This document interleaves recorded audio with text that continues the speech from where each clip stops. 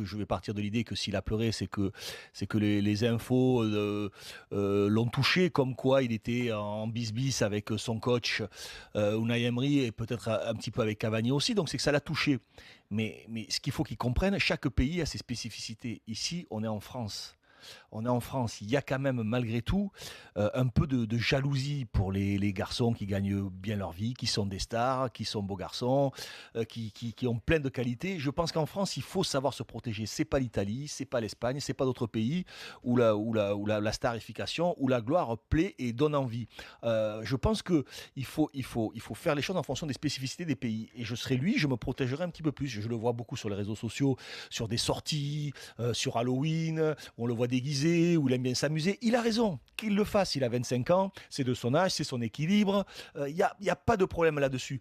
Mais il faut qu'il comprenne que chaque pas sera épié à la lettre, à la loupe. Ça va être tellement compliqué pour lui. Il y a des télévisions brésiliennes qui sont dépêchées au centre d'entraînement pour le surveiller tous les jours. Donc il va être épié. Et en France, on ne lui fera aucun cadeau. Ça peut passer dans d'autres pays. En France, ça ne fonctionne pas. Donc je pense qu'il faut que ce garçon se protège. Si tout ça le touche, alors après, si tu es suffisamment fort dans ta tête pour subir les critiques qu'il peut y avoir par moment, les polémiques qu'il va y avoir par moment, eh bien écoute, continue comme ça. Mais si ça te touche, si t'as un peu de sensibilité à ce niveau-là, protège-toi, mets autour de toi des gens qui vont te protéger et surtout expose-toi beaucoup moins.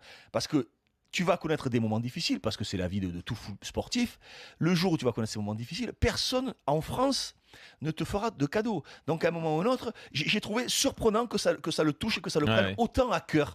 Ce genre de polémiques qui sont montées ou pas montées, tu précises que ce n'est pas le cas, voilà, que tu sens que tu le précises ou pas, ça ne changera rien. Si les gens ont envie de penser qu'il y a une polémique, il y en aura une. Mais que ça te touche autant et te mettre à pleurer sur l'épaule de ton entraîneur, pour ça, j'ai été très surpris. Je pense que déjà ça va le desservir, parce que quand on montre des fragilités, en général les gens qui te veulent pas de bien, eh bien, se servent de ça pour être encore plus dur avec toi. Donc je pense que ça c'est pas de vouloir montrer une certaine sensibilité, ça peut le desservir à un moment ou à un autre. Mais protège-toi, fais attention à toi, mon garçon. Voilà, t'es une star immense, t'es un grand joueur. Ici, on est en France, on n'aime pas les vainqueurs ici. On n'aime pas les gens qui gagnent, on n'aime pas les gens qui gagnent de l'argent. Ici, on a adoré Poulidor, il a jamais rien gagné, il a fini toujours deuxième. Donc à un moment ou à un autre, c'est un autre pays. Moi, j'ai joué en Espagne, j'ai joué en Italie, j'ai joué en Angleterre. Je peux te garantir, quand tu arrives à l'entraînement avec une jolie voiture, tout le monde te montrait du pouce et te disait félicitations, ta voiture elle est magnifique.